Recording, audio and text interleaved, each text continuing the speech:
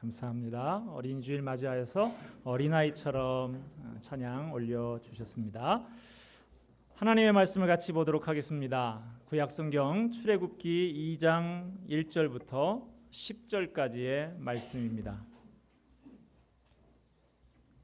출애굽기 2장 1절부터 10절까지의 말씀, 제가 가진 성경으로 구약 83면이 됩니다. 출애굽기 2장 1절부터 10절까지의 말씀을 저와 여러분 한 절씩 교독하도록 하겠습니다. 레위 가족 중 한 사람이 가서 레위 여자에게 장가들어 임신하여 아들을 낳으니 그가 잘생긴 것을 보고 석 달 동안 그를 숨겼으나 더 숨길 수 없게 되매 그를 위하여 갈대 상자를 가져다가 역청과 나무진을 칠하고 아기를 거기 담아 나일강가 갈대 사이에 두고 그의 누이가 어떻게 되는지를 알려고 멀리 섰더니 바로의 딸이 목욕하러 나일강으로 내려오고 시녀들은 나일강가를 거닐 때에 그가 갈대 사이에 상자를 보고 시녀를 보내어 가져다가 열고 그 아기를 보니 아기가 우는지라 그가 그를 불쌍히 여겨 이르되 이는 히브리 사람의 아기로다. 그의 누이가 바로의 딸에게 이르되 내가 가서 당신을 위하여 히브리 여인 중에서 유모를 불러다가 이 아기에게 젖을 먹이게 하리이까. 바로의 딸이 그에게 이르되 가라 하매 그 소녀가 가서 그 아기의 어머니를 불러오니 바로의 딸이 그에게 이르되 이 아기를 데려다가 나를 위하여 젖을 먹이라. 내가 그 삭슬 주리라. 여인이 아기를 데려다가 젖을 먹이더니 그 아기가 자라매 바로의 딸에게로 데려가니 그가 그의 아들이 되니라. 그가 그의 이름을 모세라 하여 이르되 이는 내가 그를 뭇에서 건져내었음이라 하였더라. 아멘. 오늘은 어린이 주일로 지킵니다. 우리 교회 어린이 사역에 관심을 좀 가지시라고 소개를 좀 드리려고 합니다. 우리 교회 유초등부에는 다른 교회에서는 흔히 볼 수 없는 독특한 모임들이 있어요. 한두 달에 한 번씩 1박 2일이라고 하는 모임을 갖는데요. 말씀도 배우고 같이 먹고 자고 놀면서 공동체 훈련도 하는 좋은 모임을 올해부터 갖고 있습니다. 그리고 주일 이른 아침 시간에 모닝 클래스라고 하는 이름으로 어린이 독서 논술 모임을 갖고 있는데 지난 주간에 8주간의 과정을 마치면서 어린이들이 저한테 카드를 이렇게 써가지고 왔어요. 제가 하나 좀 소개를 해드리려고 합니다.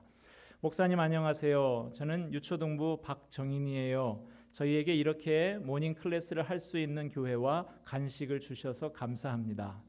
강조점은 간식에 있는 것 같긴 한데 앞으로 더 열심히 하나님을 믿을게요. 목사님 정말로 감사합니다. 또 다른 친구, 항상 저희를 사랑하시고 교회를 위해 일해 주셔서 진심으로 감사해요. 그리고 지난번에 사주신 도너츠 간식도 맛있게 잘 먹었습니다. 감사합니다. 모닝 클래스 임찬영. 여러분 얼마나 예쁘고 사랑스러운지 모르겠어요. 어린아이들이 이른 아침부터 교회 나와서 열심히 배우는 모습이 너무나 예뻐서 도너츠 한번 사줬더니 그걸 감사하다고 이 카드에다가 자기들 이 카드만 가져온 게 아니고요. 그날 아마 받은 자기들 간식인가 봐요. 홈런볼이라고 하는 그 과자를 같이 이렇게 얹어가지고 목사님 감사해요. 그리고 이렇게 가지고 왔는데 10번이라도 더 사주고 싶어요. 아무쪼록 저만 지금 사준 게 아니고 제가 듣자니까 여러 교우들이 그렇게 같이 협력해 주셨다고 그러는데 저만 받은 건 아닌가 지금 미안한 마음도 있습니다. 아무쪼록 어린이 사역에 더 관심을 가지시고 격려와 후원을 해주시기를 부탁을 드리겠습니다. 자, 오늘 어린이 주일인데요. 오늘 본문 말씀 출애굽기의 2장의 이 말씀에서 출애굽의 지도자였던 모세가 이집트 땅에서 태어나던 당시의 상황에 대해서 다루고 있습니다. 오늘 본문 말씀을 중심으로 해서 우리 믿는 사람들이 하나님께서 우리에게 주신 자녀들에 대해 어떤 마음을 가지고 어떻게 가르쳐야 할까 하는 것을 함께 생각해 보고자 합니다.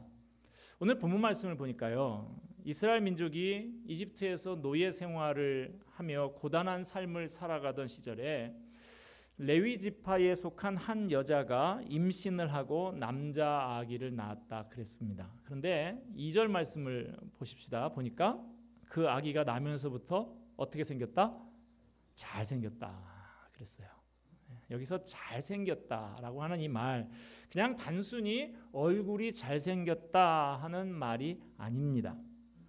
사실 자기 자식을 놔놓고 내 아이는 못생겼다라고 할 만한 사람이 누가 있겠어요? 고슴도치도 내 자식 털은 부드럽다, 솜털같이 부드럽다 그런다는데, 이것은 그냥 일반적인 눈으로 보기에 잘났다라고 하는 뜻만은 아닙니다. 거기에는 좀 다른 뜻이 담겨져 있어요. 무슨 뜻인가 알아보기 위해서 이 사건을 다루고 있는 다른 성경 구절을 좀 찾아보려고 합니다. 신약성경 히브리서 11장 23절 말씀을 보니까 믿음으로 모세가 낳았을 때에 그 부모가 아름다운 아이임을 보고 그랬습니다. 믿음으로라는 말이 앞에 딱 붙어 있어요. 믿음으로 보았을 때, 믿음의 눈으로 보았을 때 아름다웠다 하는 말입니다. 단순히 외모만 가지고 하는 말이 아니라는 것이죠.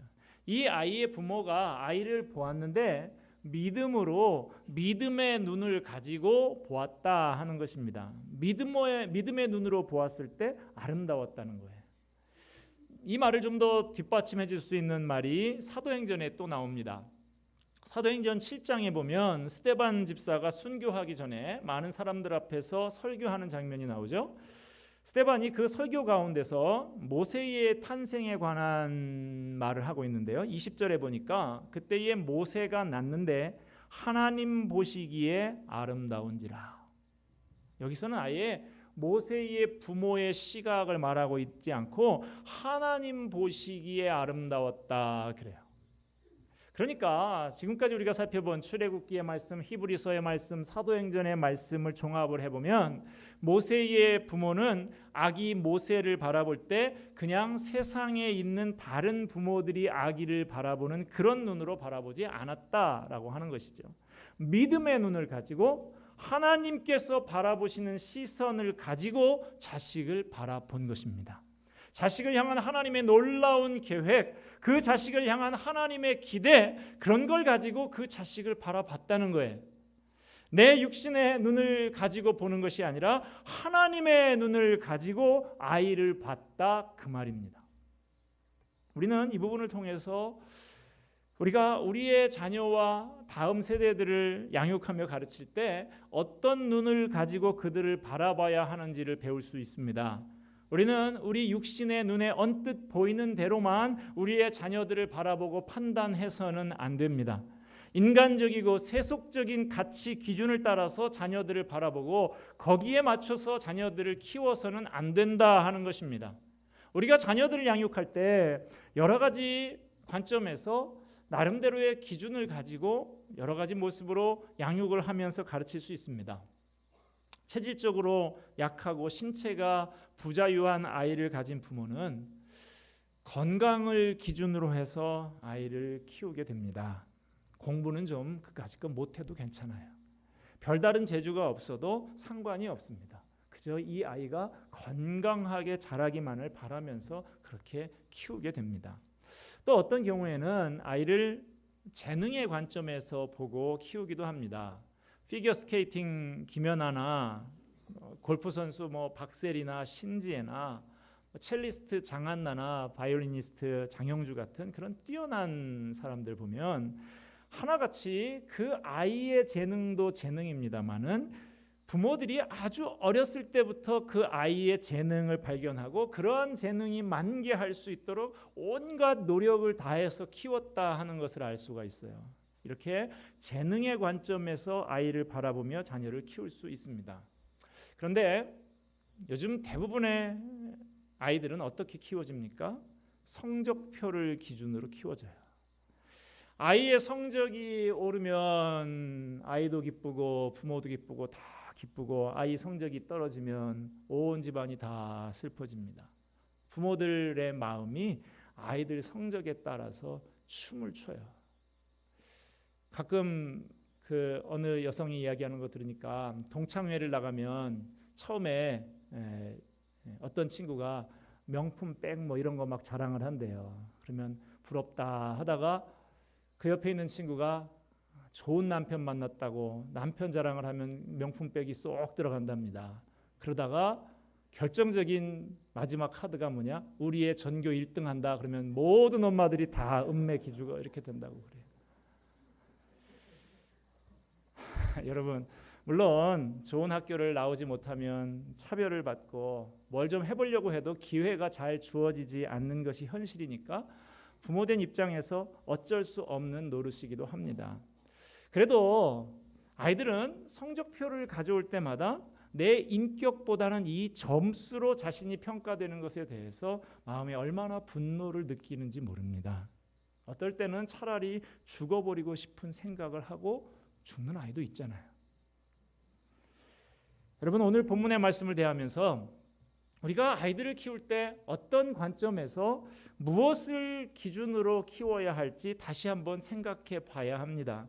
여기 모세의 부모를 한번 보십시오. 모세의 부모는 어떤 시각을 가지고 어떤 것을 기준으로 해서 자녀를 바라보며 키우려고 했습니까?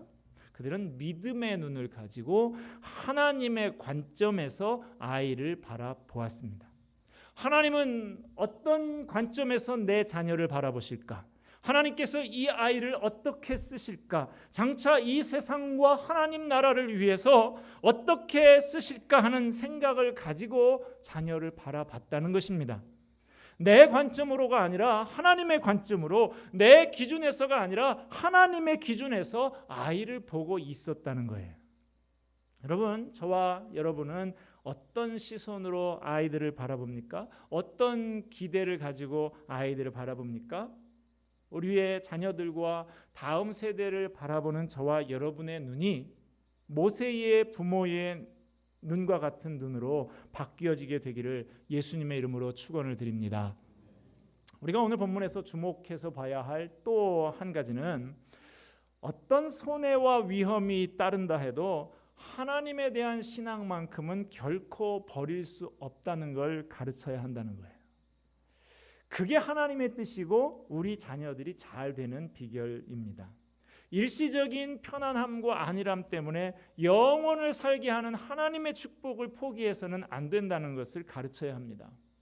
본문에 보면 모세의 부모는 모세가 점점 커가고 울음소리가 더 커져서 더 이상 이집트 왕의 명령을 어기고 아기를 숨겨 키울 수가 없었습니다. 그래서 모세를 나일강에 버려야만 했어요. 그렇지 않으면 아기를 포함한 전 가족이 해를 입게 될 형편이 되었기 때문이죠. 그래서 아기를 갈대 상자에 담아 나일강과 갈대 사이에 버렸습니다. 그런데 갈대 상자가 이집트 공주의 눈에 띄게 됐고 모세는 공주의 양자로 입양되게 되었습니다. 더군다나 다행스러운 것은 모세의 누이 된 미리암이 지혜로운 행동을 통해서 모세의 생모가 모세의 유모가 될 수 있게 되었고 그날부터 상당 기간 모세를 품에 안고 기를 수가 있게 되었던 것이죠. 이렇게 극적으로 모세를 맡아 키우게 된 모세의 엄마가 아기 모세를 품에 안고 젖을 물리면서 무엇을 가르쳤을까요? 만약 우리가 모세의 부모의 입장이라고 하면 우리는 그에게 무엇을 가르쳤을 것 같습니까? 아마 보통 사람들 같으면 아들의 장래를 생각해서 그 신분과 출생의 비밀을 알려주지 않았을지도 모릅니다. 그가 이집트 사람들의 압제를 받으면서 고통스럽게 살아가고 있는 노예 히브리인이라는 것을 굳이 이야기하려고 하지 않았을 거예요. 지상에서 누릴 수 있는 낙을 위해서 자칫 위험하고 험난해질지도 모르는 아이의 장래를 염려하며 아무 말 하지 않고 그냥 지나갈 수도 있습니다. 비록 나는 이 고생을 하면서 살아가지만 내 자식만큼은 내가 살아온 이 가시밭길을 다시 걷게 하지 않기 위해서 아무 말 하지 않고 그냥 지나쳐 버릴 수 있어요. 당시 세계를 주름잡던 이집트입니다. 그 이집트 공주의 아들이니까 가만히 내버려 두면 장차 세계를 쥐락펴락할 수 있는 그런 호령하는 사람이 될지도 모릅니다. 그러니까 지금의 이 상황은 너무나 놓치기 싫은 다시 오기 힘든 절호의 기회라고 할 수 있는 것이죠. 그런데 이런 마당에 그 아이에게 히브리 민족이 어떻고 하나님이 어떻고 구구절절히 이야기했다가 자칫 이 아이의 일생에 화가 미치게 될 수도 있는데 그렇게 하기가 부모된 입장에서 무척 어려운 일일 수 있는 것이죠. 그러나 모세의 부모는 하나님을 믿고 섬기는 일에서 철저한 사람들이었습니다. 그들은 모세가 히브리인이라고 가르쳤습니다. 하나님께서 택하신 백성인 것을 분명하게 가르쳤어요. 오직 하나님만이 유일하신 참 하나님이신 것과 자기들은 그 유일하신 참 하나님을 섬기기 위해 택함을 받은 하나님의 백성인 것을 가르쳤습니다. 그래서 그 결과가 어떻게 됐습니까? 모세가 나중에 어떻게 됩니까? 히브리서 11장 24절 이하의 말씀을 보면 이렇게 요약을 하고 있습니다. 제가 읽어드립니다. 믿음으로 모세는 장성하여 바로의 공주의 아들이라 칭함받기를 거절하고 도리어 하나님의 백성과 함께 고난받기를 잠시 죄악의 낙을 누리는 것보다 더 좋아하고 그리스도를 위하여 받는 수모를 애굽의 모든 보화보다 더 큰 재물로 여겼으니 이는 상 주심을 바라봄이라. 여러분 어떻습니까? 저와 여러분에게 이와 유사한 상황이 주어진다고 하면 어떻게 하시겠습니까? 믿음을 가지고 살아가기가 너무나 힘들고 어려운 이 세상에서 저와 여러분은 어떤 마음으로 자녀들을 교육하고 키워 나가시겠습니까? 이 험한 세상에서 자녀를 믿음으로 양육하려고 하면 마음을 어지간히 단단히 먹어서는 이기기 힘든 어려운 유혹과 시험들이 우리 주변에 얼마나 많이 있는지 모릅니다. 이런 일을 당할 때 쉽게 모르는 척 눈을 감고 눈치를 보면서 비겁하게 구는 일이 얼마나 많은지 모릅니다. 여러분 그러나 조심하셔야 됩니다. 내 자녀들이 내가 눈앞에 놓인 자그마한 이익을 앞에 두고 어떤 선택을 하는지 위기 상황이 닥쳐올 때 어떻게 행동하는지 빤히 바라보고 있다는 사실입니다. 저희 아이가 고등학교 2학년 다니는 아이가 있는데 요 가까운 학교에 다니고 있어요. 그런데 다음 주간인가 제주도로 수학여행을 가는데 주일날 출발을 한다는 거예요. 주일 아침부터 출발을 한다. 그래서 공문이 하나 왔더라고요. 이렇게 누런 갱지에다가 수학여행 뭐 비용은 얼마고 참석 가능 불가하다면 참석 못하는 이유를 써라. 이렇게 해서 제가 참석 불가에다가 동그라미 딱 치고 이유는 신앙적인 이유 이렇게 딱 써놨어요. 갖다 드려라 그랬어요. 아이가 수학여행 가고 싶은 마음이 있겠죠. 그래서 이 아이가 하는 말이 아빠 우리 학교에 예수 믿는 집이 우리 집밖에 없어요. 다들 가만히 있는데 왜 우리 집만 이래요. 이러는 거예요. 그래서 제가 그랬어요. 바로 그게 문제다. 분명히 뭐 한국에 예수 믿는 사람이 한 20% 가까이 된다 그러니까 너희 학교에도 한 학년에 500 몇십 명 있으면 100명 넘는 크리스찬 가정이 분명히 있을 건데 이런 믿는 사람들이 이런 일에 대해서 문제 제기를 하지 않고 적당히 넘어가니까 계속해서 우리들을 우습게 보고 이렇게 일을 처리하는 거다. 학교에 가서 전해라 그랬어요. 공립학교에서 법정 공휴일에 행사를 진행하는 것이 옳으냐? 경기도 교육감 이재정 씨가 성공의 신부 목사인데 산하교육기관에다가 이렇게 하라고 지침을 줬냐? 내가 분명히 따지겠다고 가서 전해라 그랬어요. 그랬더니 아이가 그래요. 아빠 왜 자꾸 일을 크게 만드시느냐? 그래서 제가 좋다.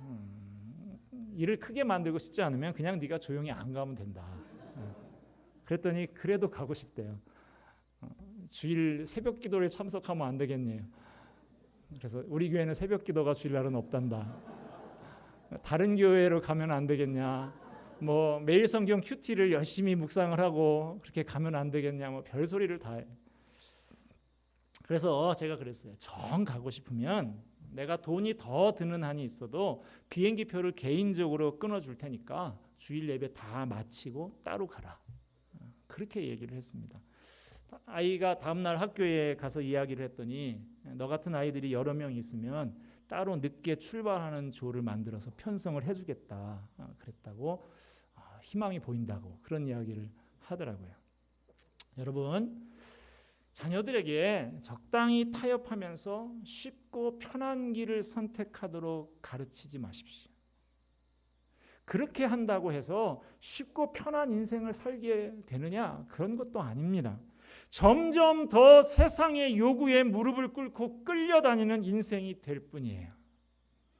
순간순간 선택의 상황에서 좀 손해를 보는 일이 있더라도 하나님을 믿는 신앙의 길을 선택하고 신앙 양심을 버리지 않는 길을 선택하도록 자녀들에게 도전하고 가르치는 여러분이 되시기를 바랍니다. 마지막으로 오늘 본문에서 주목해서 봐야 할 게 한 가지 더 있습니다.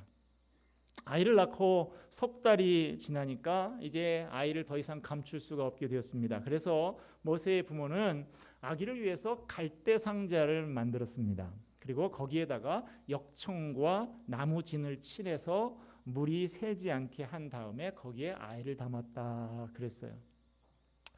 여러분, 여기서 역청을 발랐다 그랬는데 역청, 지금으로 하면 그 방수제로 쓰이는 아스팔트, 이게 이제 역청이죠. 끈끈한 검정 액체 같은 것.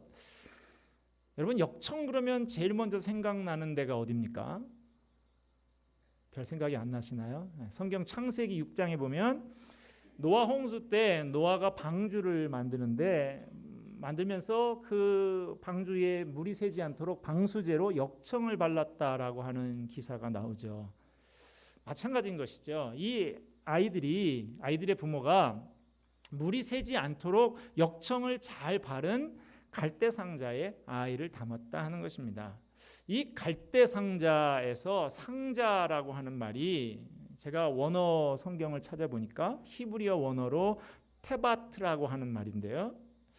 노아의 방주에서 쓰이는 방주에도 똑같은 테바트라는 말이 쓰이고 있어요. 그러니까 이 갈대 상자는 다른 말로 갈대 방주라고 말할 수 있다라고 하는 것이죠. 아이의 부모가 아이를 위해서 작은 방주인 갈대 상자를 만들어 주었다라고 하는 것이죠. 물결이 일렁이는 나일 강가에 띄운 작은 갈대 상자. 언제 물결이 집어삼킬지 모릅니다. 언제 악어가 나타나서 먹어 치울지 모르는 위험천만한 상황이에요. 그런데 바로 그때 이집트의 공주가 나일강에 목욕을 하러 나온 것입니다. 그러다가 갈대 상자를 발견하고 그 속에서 울고 있는 아이를 보게 된 것이죠. 여러분, 이게 우연입니까? 우연이 아닙니다. 그럼 뭐죠? 하나님의 섭니다 하는 거예요. 하나님께서 간섭하신 거예요. 하나님의 계획이었습니다. 그래서 살아난 것입니다. 죽음을 각오하고 갈대 상자를 띄웠는데 생각 밖에도 살 수 있는 길을 하나님께서 열어주셨다 하는 거예요. 여러분, 오늘 본문 말씀에서 아기를 강가로 떠나보내는 이 장면을 보면서 어떤 생각이 드십니까? 저는 이 본문을 보면서 이런 생각을 했습니다. 나도 언젠가 내 자녀를 떠나보내야 하는구나. 부모가 되었지만 자식을 위해서 내가 해줄 수 있는 게 많지 않습니다. 해주고 싶어도 내 능력으로 어떻게 해주기가 어려운 게 많지 않습니까?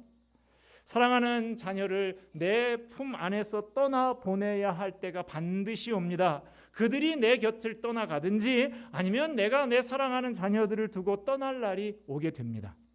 그들을 영원히 붙들고 있을 수가 없어요. 언젠가는 떠나보내야 하는 것입니다. 그때가 오기 전에 우리가 꼭 해야 할 일이 있습니다.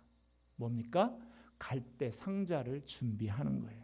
갈대 방주를 준비해 줘야 하는 것입니다. 여러분, 방주가 뭡니까? 이 방주는 예수 그리스도를 상징하는 구약의 대표적인 상징물입니다. 이 방주 밖에는 구원이 없습니다. 방주 밖에는 멸망이에요. 방주를 통해서만 구원을 얻을 수 있습니다. 구원자 되신 예수님 안에 거해야 살게 된다. 영원한 생명을 얻게 된다 하는 것입니다. 그분 앞에 우리의 자녀들을 온전히 맡겨야만 그들이 영원한 생명을 얻게 되는 것입니다. 여러분, 우리 자녀들을 언젠가는 떠나보내야 합니다. 도와주고 싶어도 도와주지 못합니다. 흔히들 결혼을 해서 자녀들 떠나보낼 때 예단을 많이 챙겨줄 수도 있겠고 집도 얻어주고 재산도 물려줄 수가 있겠죠. 그러나 이 모든 것 물려주지 못해도 우리가 꼭 한 가지 챙겨줘야 할 것이 있습니다. 뭡니까? 구원의 방주, 구원의 갈대상자라고 하는 거예요. 예수님이 그들의 인생의 방주가 되신 것을 알게 해야 하는 것입니다. 예수님 안에 사는 것이 세상에서 가장 안전하고 가장 복이 되는 길이라는 것을 알려주어야 하는 것입니다. 주님의 은혜의 말씀이 우리의 자녀들을 치료하고 절망의 자리에서 넘어졌다가도 다시 일어설 수 있도록 가르쳐 주어야 합니다. 그 말씀이 있는 한 우리 자녀들은 세상 어떤 시험과 유혹에도 쓰러지거나 넘어지지 않을 수 있는 것입니다. 하나님이 우리들의 자녀들의 생애에 최선이 되는 것을 믿으시기 바랍니다. 우리가 줄 수 있는 그 어떤 것도 우리 하나님이 주시는 것보다 못하다는 것을 분명히 믿으시기를 바랍니다. 여러분, 자녀를 위해서 갈대상자 방주를 예비하셨습니까? 그것이 분명한지 한번 확인해 보셨습니까? 앞으로 우리가 떠나보내야 될 자녀들을 생각하면서 구원의 방주, 은혜의 갈대상자를 준비하시기 바랍니다. 풍랑이 어찌하지 못하는 갈대상자, 악어가 물어 삼키지 못하는 갈대상자를 준비하고 물려줄 수 있는 저와 여러분이 되시기를 바랍니다. 기도하겠습니다.